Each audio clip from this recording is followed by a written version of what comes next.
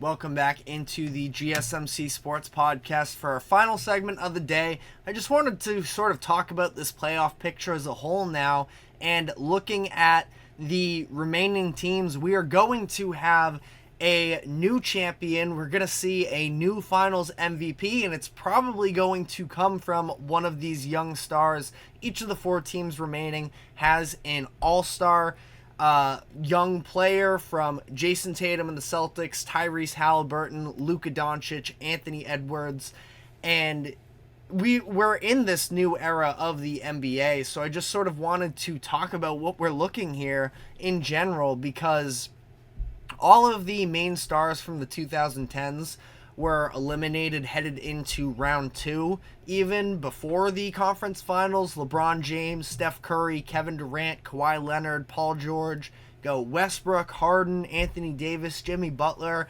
Really, the closest thing to it is Kyrie Irving, who was able to sort of hang around as a second star, which he's obviously still a very impactful piece of this Mavericks team. But if the Mavericks win the finals, I would be shocked if Kyrie won Finals MVP over Luka Doncic, and it's just going to show that this next generation has came out and put on some really key performances in some overall really compelling series, where 3 out of 4 of them went to at least Game 6, plus a couple Game 7 games as well, and it was powered by this sort of youth movement. There are no remaining league MVPs still in the playoffs. Now, I'm not even going to get into the whole, Luka debate. I think that Luka is eventually going to win an MVP, but again, as things currently stand, we are sort of at least looking at a playoffs without any of the prominent figures of the past era. And I think that, the NBA has been sort of soft launching what the next generation is going to look like with a lot of the commercials. Again, I got to look into it, but I think they were doing some type of a show or something about the rising guard and the expectations. I've seen commercials for it at least throughout a handful of these NBA games, and we're at a place now where we're going to see, we've just seen so much parity as the years have gone on here. Like I mentioned earlier in the show, the 2018 Warriors with Kevin Durant are the last team to win a championship and even make it to the conference finals in the next year, where it's just, again, time and time again, we're seeing how difficult it is to have that maintained success. And there was at least conversations with the Nuggets, take with it what you will. I don't really know how to evaluate it. I think it was a different conversation when the Warriors were every single year going on these deep playoff runs. The idea of the Nuggets sort of having the fatigue kick in for them, and that's part of the reason why, because they were playing late into June last year, that's why they were a little bit more exhausted this year. I don't know if I necessarily buy into all of that, but, not to something that I just sort of want to throw out there. I don't mean to kick him when he's down, but I talked about the underperformance of Michael Porter Jr., and obviously everything that's going on with him have to handle with extreme care, but he's had a lot of stuff go on in his personal life lately with his brothers that is just another example of how there are so many things in life that can get in the way of trying to be this dynasty and repeating on a yearly basis. It's just so much goes into it, and then you have the injury conversations as well. If you want to go back to, the Bucks, who won in 2021, the next year they came back and they were dealing with the Chris Middleton injury, who was their second best player coming out of that championship, and not having him, by the end of that, they end up losing to the Celtics in 7 in the second round. So there are just so many other things that get in the way that I feel like the parity is at an all-time high. And as we are seeing all of these different stars sort of come into place here, I just think that the league is in such a great place where you have these, mid-market teams like the Timberwolves and the Pacers, and the Thunder didn't make it to the conference finals this year, but all of these fan bases that are absolutely electric in these playoff atmospheres. We see the Pacers are undefeated at home so far through the postseason. All of these fan bases step up in a big way, and I think that, all of them still have marketable stars that make it not make it to the point where if the finals were to hypothetically be the Timberwolves and the Pacers, it wouldn't get great ratings probably, but I think if you're an NBA fan, there's still a lot that you can look forward to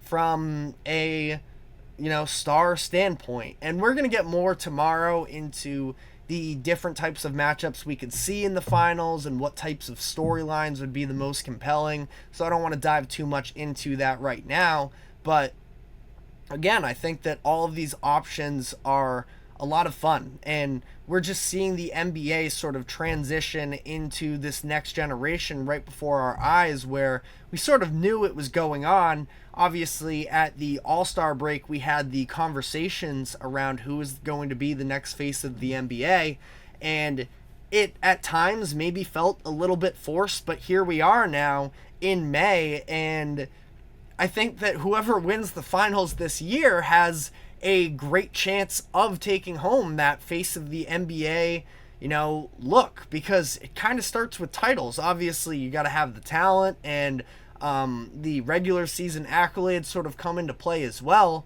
But at the end of the day, it's about winning. And I think that Jason Tatum, Anthony Edwards, Luka Doncic, no offense to Pacers fans, I think they are probably a tier ahead of the Pacers and Tyrese Halliburton. And, I don't think that the Pacers necessarily, they have some very long odds as things currently stand. We're going to get, again, more into the previews tomorrow, but I know the Celtics, as things currently stand, according to DraftKings, are something like minus 900 favorites to beat the Pacers in the Eastern Conference Finals. So, I think that Pacers fans can definitely understand that this is just something that is fun to celebrate at this moment, but in the long run, they can definitely be a prominent team.